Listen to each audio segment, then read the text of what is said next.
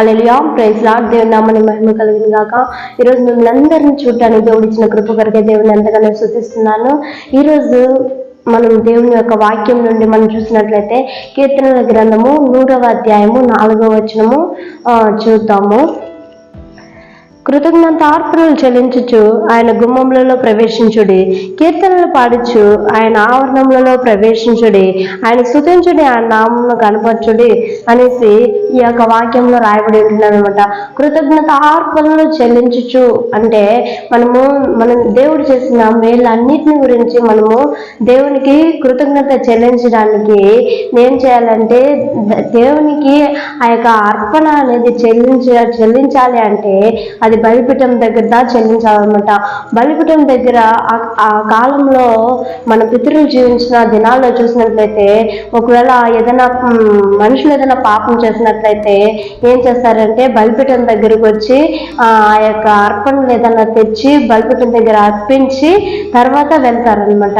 అదేవిధంగా మనం ఏం చేయాలంటే ఆదివారం రోజున, ఈ పునరుద్ధాన దినం రోజున, ఈ విశ్రాంతి గల దినమున మనం ఎవరు ఇంట్లో ఉండకూడదు అనమాట. ఏమంటే ఇది దేవునికైన రోజు. ఈ రోజును మనము పరిశుద్ధంగా ఆచరించాలి. పరిశుద్ధ దినాన్ని పరిశుద్ధంగా ఆచరించాలని దేవుని యొక్క వాక్యంలో రాయబడి ఉంటున్నది అనమాట.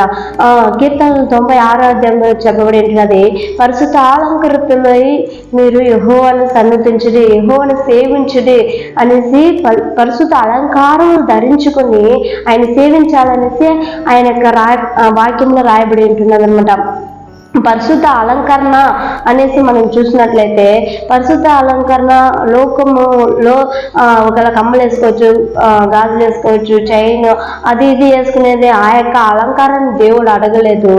పరిశుద్ధ అలంకారం అంటే దేవుడు మన లోపల పరిశుద్ధతని దేవుడు వెతుకుచున్నాడు అనమాట. నా బిడ్డ పరిశుద్ధంగా ఉందా, ఏ యొక్క పాపం చేయకుండా, ఏ యొక్క తప్పులు చేయకుండా, ఎలాంటి ఎవరికి హాని చేయకుండా నా బిడ్డ నా యొక్క ఆజ్ఞలు గైకుంటా ఉందా, నా యొక్క ఆజ్ఞల ప్రకారం నడుచుకుంటా ఉందా అనేసి దేవుడు ఎదురు చూస్తున్నాడు అనమాట. పరిశుద్ధ అలంకారంతో కూడా యెహోవాను సేవించాలి అనేసి దేవుని యొక్క వాక్యం చూస్తున్నామంట. ఇంకొక చోట చూసినట్లయితే గడగడ వణుకుచు ఆయన సేవించాలి అనేసి వాక్యంలో రాబడి ఉంటున్నాను అనమాట. మనము దేవుని యొక్క మందిరానికి పోయేటప్పుడు మన ప్రవర్తన జాగ్రత్తగా ఉందా లేదా అనేసి మనం చూసుకోవాలన్నమాట. ఒకవేళ నేను మీకు విరోధంగా పాపం చేస్తున్నట్లయితే ప్రభువా నన్ను క్షమించండి అనేసి మనం దేవుని దగ్గర అడిగినట్లయితే, దేవుని దగ్గర విన్నపం చేసినట్లయితే దేవుడు తప్పకుండా మనల్ని పరిశుద్ధపరిచే దేవుడు అంటున్నాడు అనమాట. యువతి కాల సమయంలో మనం ప్రార్థించాలన్నమాట.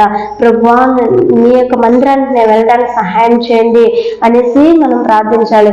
దావీదు యొక్క జీవితంలో ఏం జరిగిందంటే దేవుని యొక్క మందసము ముందు తీసుకెళ్తున్నారు, వెనుక తను తాను మైమరచి దావీదు ఏం చేస్తున్నాడంటే నాట్యం ఆడుతున్నాడు అనమాట.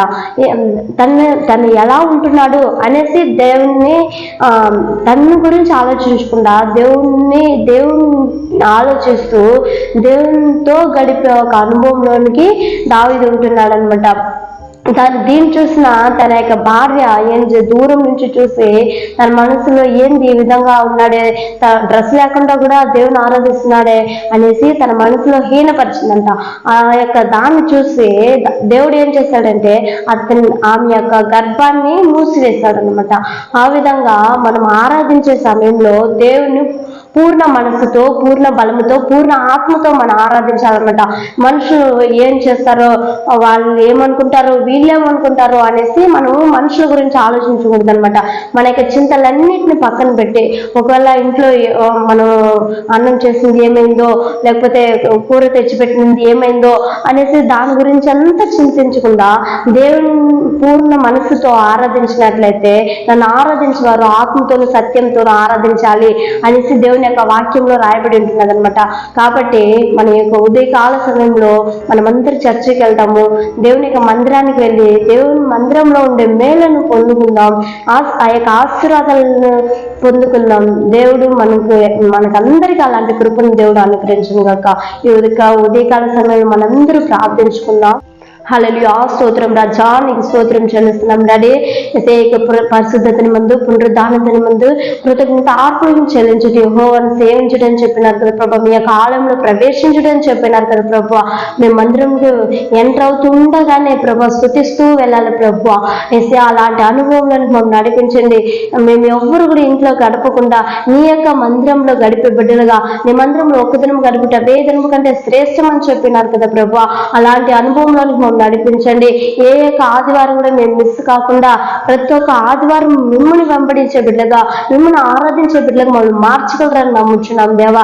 ఈ యూట్యూబ్ చూసిన ప్రతి ఒక్క బిడ్డని చర్చికి వెళ్ళడానికి ప్రభా, మీరు ప్రతి ఒక్క బిడ్డను కుటుంబాలుగా నీ మందిరాన్ని తీసుకెళ్ళండి ప్రభా. నీ మందిరంలో ఉండే మేలు చేత ఒక్కొక్క బిడ్డని తృప్తిపరచండి. మీ యొక్క మందిరంలో ఉండే ఆశీర్వాదం చేత బిడ్డను నింపమని ప్రార్థిస్తున్నాం. గొప్ప కార్యం ఒక్కొక్క బిడ్డ జీవితం జరిగించబోతున్నందుకు స్తుతి స్తోత్రం చెల్లించుకుంటూ నజరేయుడైన యేసు నామములో పొందుకొని ఉంటున్నాం తండ్రి, ఆమేన్. Praise lord. దేవుని నామానికి మహిమ కలుగును గాక. God bless you.